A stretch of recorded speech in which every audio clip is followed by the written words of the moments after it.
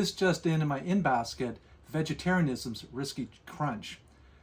The article is about a study reported in BMC Medicine that looked at 414,000 people in the United Kingdom, recruited between the years 2006 and 2010, and followed until the year 2021. And what they looked at were dietary patterns versus the risk of hip fractures.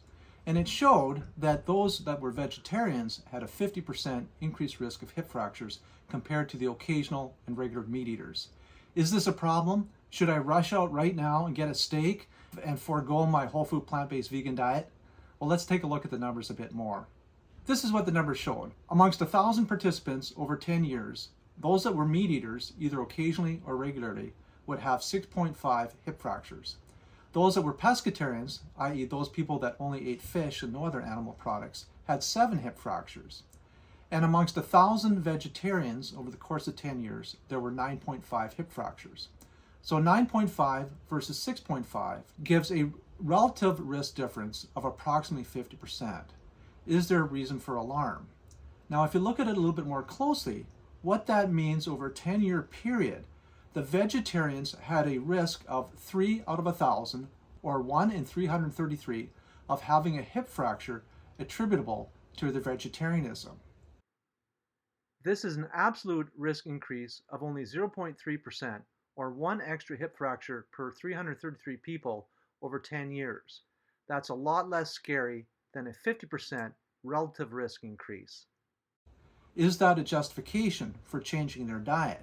Well, I would say no, because if you look at vegetarian and vegan dietary patterns, they have much lower risks of coronary artery disease and certain types of cancer.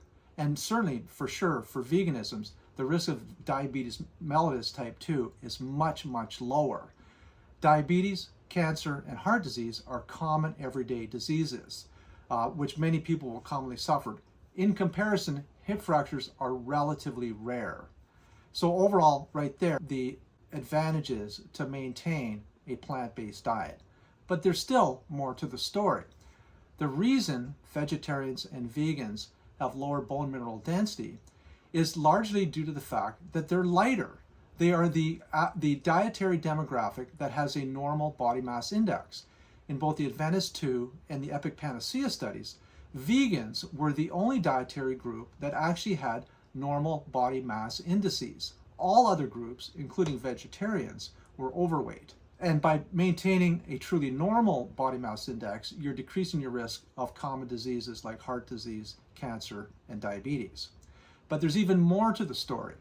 In this analysis by Dr. Michael Greger from nutritionfacts.com, he shows that if you account for differences in calcium intake, the differences in fracture rates actually go away.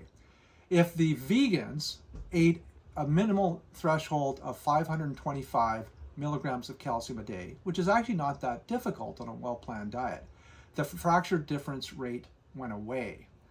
Now, it's important to realize that being a vegetarian or a vegan does not automatically mean that you're eating a healthy diet. It's important to have your diet based on healthy whole plant foods. You can eat vegan and vegetarian junk food these days and not get adequate nutrition. Courtesy of lettucevegout.com, here's a list of good green leafy vegetables which are a rich source of calcium. Other plant-based sources of calcium include sesame seeds, calcium-fortified plant milks, and almonds. Overall, it's really not that difficult to get adequate calcium with just a little bit of planning. So in summary, if you're vegetarian or vegan, based on this one study from BMC Medicine, don't rush out and start buying steaks. As always, please like and subscribe and post your comments below. We're really interested to hear what you have to say. We'll go for a walk?